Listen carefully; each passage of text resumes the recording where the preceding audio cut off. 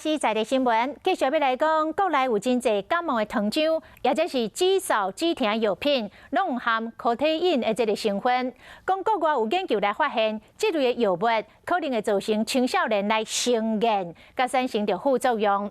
卫福部食药署有公告，建议未满12岁儿童唔通来服用，因为囡仔发育也未健全，服用者恐惊有风险。医师嘛来提醒。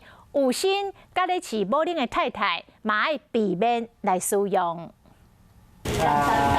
哎呦，好勇敢哦！搁较勇敢嘛，袂使讲一款药啊，一个月啊，大人囡仔拢伫用，因为感冒药啊内面即个成分可待因，人体吸收后代谢成吗啡，会抑制中枢神经，互你袂嗽嘛袂疼。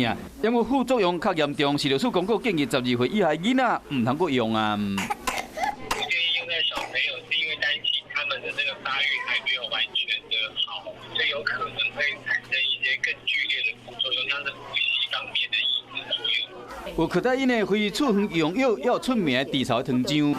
就这种指示用药，囡仔伫食的治嗽糖浆嘛有可待因，若无按照指示来食，糖浆比药丸的杀伤力搁较大。可能很少感冒糖浆，你会看到它一瓶分好几次吃，大概起来都是一次一罐吼，就给它好搭啦哈。药物使用超量的状况下，当然会觉得很有效。出海的渔船吼，他们在拿那种感冒糖浆啊，他们不是几支拿，他们是一箱一箱。那有的人可能开始慢慢的一瓶，他觉得效用不佳的时候，他慢慢就会去加。 量相对的成瘾性的风险跟它的一个损害性也会随之增加。